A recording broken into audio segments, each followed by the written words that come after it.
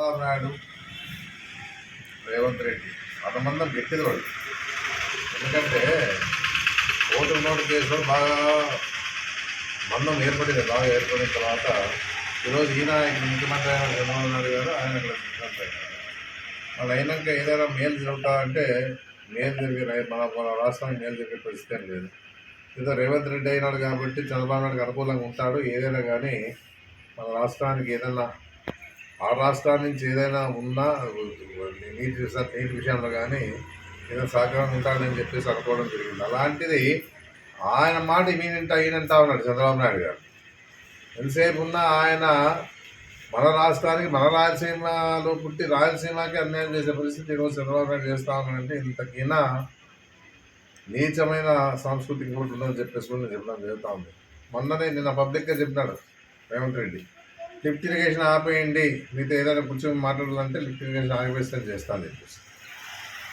ఆ రోజుల్లో జగన్మోహన్ రెడ్డి గారు వెళ్ళా ఏదన్నా కూడా ఆయన మనకి ఏదైతే వాటా వస్తుందో దాని ప్రకారంగా మనకు రావాల్సిన వాటాని ఆయన తీసుకోగలిగినాడు ఆ రోజుల్లో జగన్మోహన్ రెడ్డి. మరి ఈరోజు ఆయన మాట విని లిఫ్ట్ ఇరిగేషన్ స్టాప్ చేసి మన రాయలసీమకి అన్యాయం చేస్తా ఉన్నా అంటేనే ఇది అర్థమవుతా ఉంది ఏమి జరుగుతూ ఉంది రాష్ట్రంలో అని చెప్పేసి. రాయలసీమలో పుట్టాను మళ్ళా.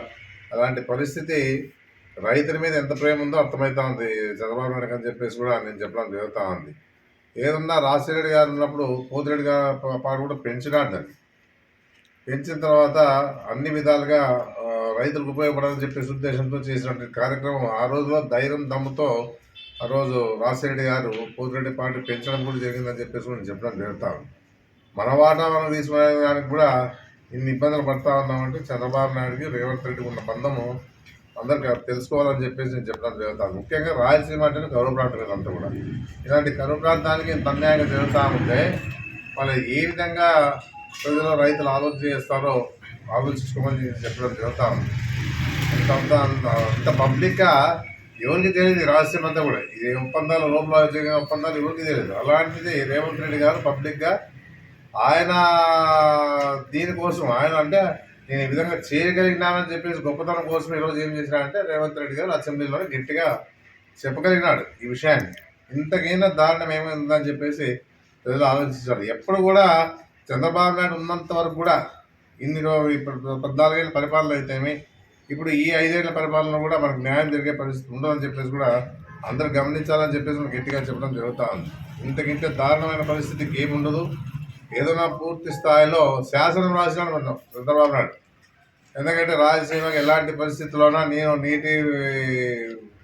రైతులకి నీటి సరఫరా లిఫ్ట్ ఇరిగేషన్ ద్వారా ఇచ్చే పరిస్థితి లేదని చెప్పేసి కూడా అది కూడా మనకి ఉండే మధ్యంతర కాలం అంటే ఏమది